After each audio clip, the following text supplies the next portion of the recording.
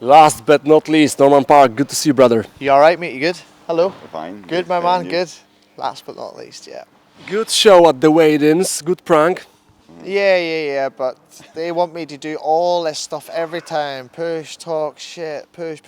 But man, like sometimes, like, I respect fighters too, you know, so I say to him, nah, I'm going to do nothing. I'm just going to go up, shake the guy's hand and be like, you know, but sometimes KSW boss don't like this, you know, but Yeah, really? yeah, sometimes they don't like this, but at the end of the day, I'm my person too, you know, not just for other people, so I got to be respectful too, so. Did they change your hotel in Warsaw? No, wasn't their fault, it was just because another manager guy, he wanted me to maybe train somewhere, but I don't really train fight week, you know, I just take it easy a little bit, shadow box, and so I did this in the hotel room. The hotel room looked like 1930s or something like this. And there was kids running around, bang my door all night, like kick. I was like, fuck off, cool va, motherfuckers. This is the only word I know. So I say this to them, and then they go to bed, but then they come back and they're up above my room, boom. It's like they know I'm here. But no, I stayed there and just, it was all right. It was not too bad. It was quiet, you know, out of the way, so. What is your biggest strength, Norman? I mean, your head or your body, I would say, as punching and, being tough? What's my biggest what? Biggest strength? You mean in terms of fighting? Yes. Well, I don't think I quit in the fight this year, probably. Don't quit, keep going, push forward. One time I fight in Brazil against this Brazilian guy. After one round, had good training camp, perfect training, cut weight, no problem. Come into the fight, one round I was like, and I freaked out and I was like, shit, what happened? So now my training is different. I don't say I need to train at this time or this time I eat right. Well, maybe I need to eat right. But, like, don't overthink it too much. Just go with the flow. So this is a different thing that I've changed. And but I would say heart, like never quit in the fight. Keep going. Always keep going, because in that fight there, like I could have easily just like second round just fold up and be like, I want out of here. I kept going right till the end, and I got split decision. I should have won the fight in Brazil against he was ranked number 10th in the world, Trinaldo at the time. At the time he was ranked high, but that's it. You're fighting homeboy too. You got to be a bit more clear. But I fought Boris, and it was close enough. I thought they'd give to Boris, but it's all right. Makes good for a rematch for Boris when he come back and he's maybe has another fight or something like this. We will see. And speaking about Polish fighters, Mateusz Gamrot left KSW. You hear about that? I heard about this, yeah. I ain't seen the video, but I want to hear. I don't know what he says in it, but I want to see it anyway to see his reaction. But a publicity stunt, I think this guy just wants to do a little bit more money. Give me more money, please, boss. If I go to fight for Norman, I hope Norman loses tomorrow. He wants me to lose tomorrow. I will guarantee you my life if I die. He'll be watching and going, lose Norman. I don't want to face you. You're a zombie machine. Because my style is very bad for him. He knows this, I know it, and he played dirty against me. What people say, this guy played dirty against me in the first fight and the second fight, man, because he wanted time to stall, to relax, to breathe. But when he fights someone not like me, how does he do this? Boom, take them down on top, relax, all control, all Gamrot. People don't see this, but I see this. This is what I feel. Him and Boris, a little bit similar.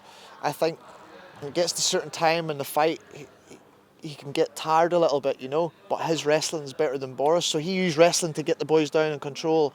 That's what I think the difference with Boris and Gamrot is. In that particular interview that we are talking about with Borys Mańkowski, he said in front of the camera, Mateusz Gamrot said that the toughest fight in the whole career was his first with you on the stadium. Yeah, someone tell me this, yeah. And the second probably also in... It was a good fight because I know he bust my face up, but this means nothing because this is all he has to say to me. Look at your face. So I fight Boris one round, look at my face after one round with Boris. Because I say I want to show these guys that, your face is busted. Because Boris think I want a way out. He thought I wanted to get out of the fight with Gamrot. The second time he says, you look for a way out. I says, we'll see. I says, let's have a good fight, clean fight.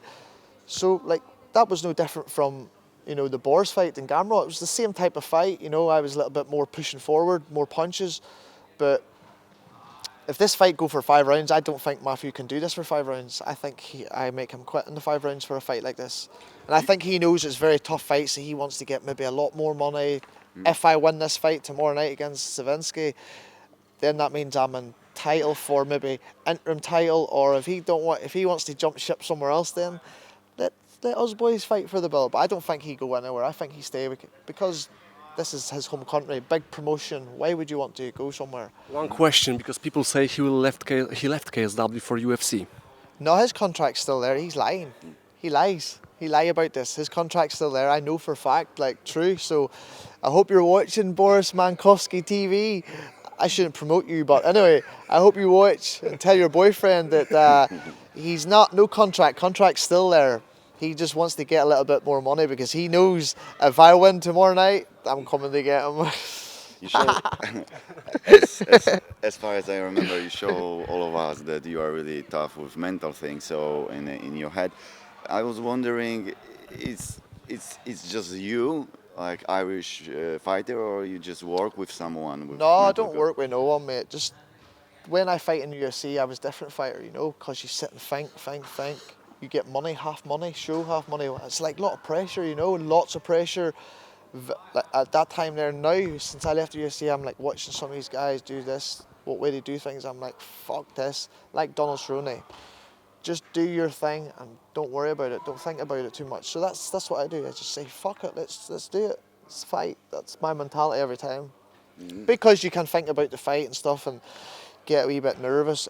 Or it's natural, everybody gets nervous, but once the bell goes and you're smacked a couple of times, that's it. It's just a fight then. So you settle into the fight then, you know, like the Borys fight, like it was a bit hectic early on, and once it gets settled into the fight, it was all right.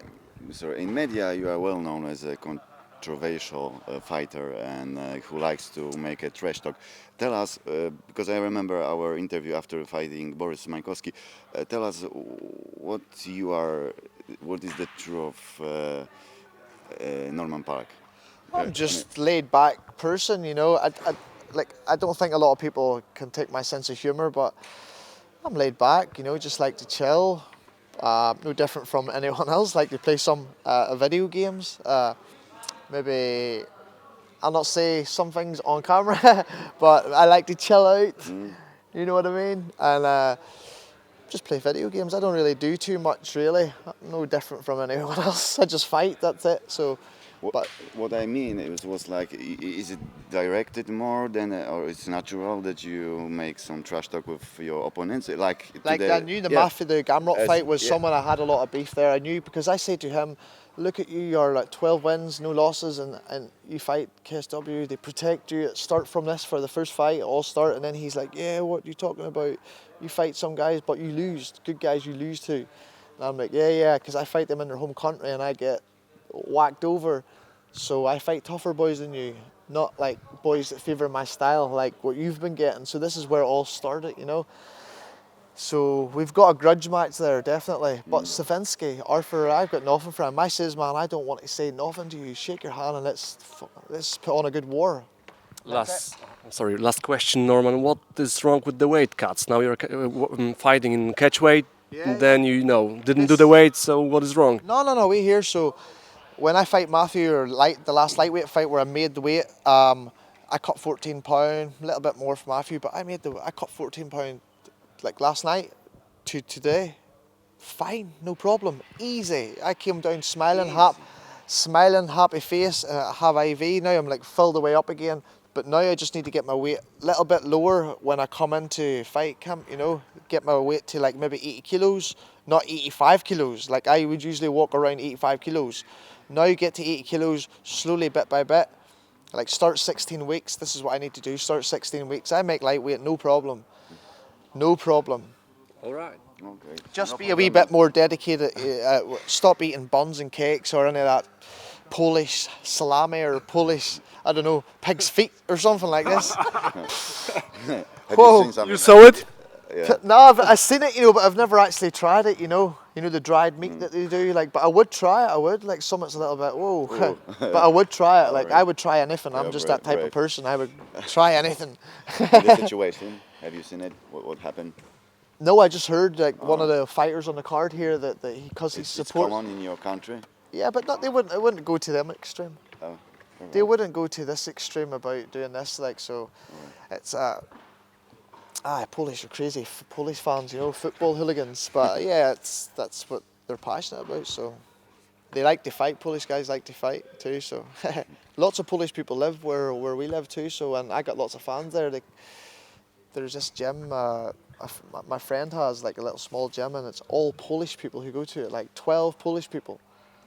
Do you you have know- good contact with them or just? Oh yeah, I know my friend. Like sometimes I go train there. Sometimes, but the guys look like they're from where we're from. So when you speak, they speak like different. I said, "What? You look like you're from Ireland. You look Irish, but they're all Polish. But their language is like ours, like perfect, like Northern Irish accent, you know." But then they start speaking together in Polish. But no, it's crazy. One gym, like about 15 Polish guys, all trainers. Like, yeah, we know Norman Parke is. Yeah. So once I come in, they're like, whoa, dude, this is good and they all train hard too. Like they don't fucking like mess about and like bluff. They're doing all the work all the time. And when we grapple, they're trying to go hard. Like you know, they want to grapple me. No problem. No problem. Thank you very much, Norman. See you tomorrow. I'll see you tomorrow. Hopefully, well, definitely winning enters you again. And good luck. Thank you. Cheers. Thank you, mate. Cheers.